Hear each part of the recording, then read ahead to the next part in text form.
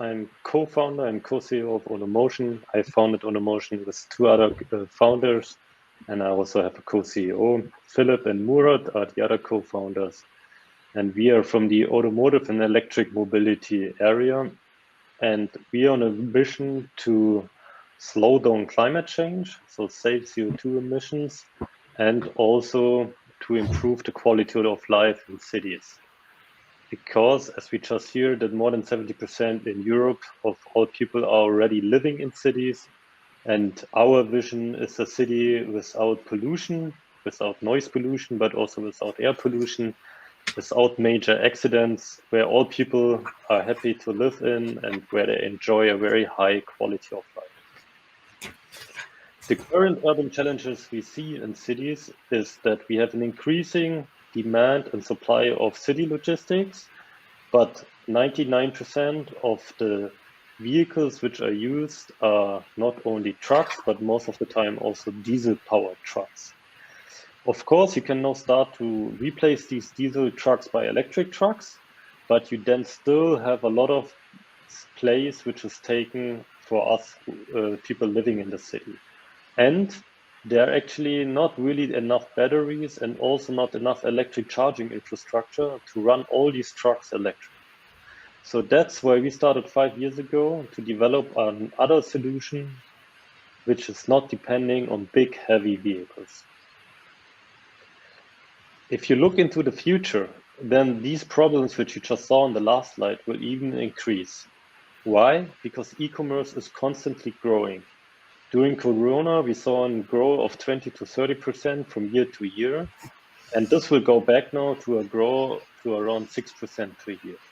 But still 6% every year means that in 7 to 8 years, you have double the amount of parcels. And additional to parcels, you have also e-grocery companies, you have fashion companies who start direct deliveries, and many new type of businesses. So we developed a future solution, which is basically based on an electric cargo bike. The special thing about the electric cargo bike is that you actually can swap the containers. And by being able to swap the containers, we will containerize first and last mile logistics. And if you now think back into the 60s, and you realize how the containerization of the world trade actually enabled globalization and made shipping much more efficient, then you can imagine how the containerization of city logistics will help to make it more efficient. And because of this increase in efficiency, you also make it more sustainable. So we have these electric cargo bikes who do the very last mile. And then you have trains, trucks, electric trucks, which do the middle mile. And the idea is that outside of the cities, you have depots where you put the stuff into these containers, and then you bring the containers into the city, you store them in the city hub, and then from that city hub, you do the very last mile with small electric vehicles. And by doing so, you can replace the trucks on the last mile. You need less space. You don't park in second line anymore. You can park at the side of the street or in front of the house directly. And you actually can deliver more stuff per person an hour than before. And this is why companies like UPS, like DPD, like Hermes choose our solution. And by being able to have a standardized container, you can also make it easier to transport stuff inside the city, because everybody knows how much a container inside the city costs, and everybody can have an idea of what you can put inside this container. And by being able to know how to transport stuff better and more efficient and cheaper in the city, you can also enable circular economy in a much better way. For example, tools or other things which you maybe only need once or twice a year, you can now easily share with other people in the city and can easier rent it to other people. Like I explained, you already have the trucks for the middle mile, you have the standardized containers, you have the cargo bikes, and you have the micro depots. The micro depots can be, for example, a bigger shipping container, which is placed in the city. Or today we also see many parking lots, which are not that much used anymore because few people are going inside to the city by car and do their shopping there. They more go into online shopping. And so you can also use parking lots for micro depots. So what do we have achieved the last 5 years?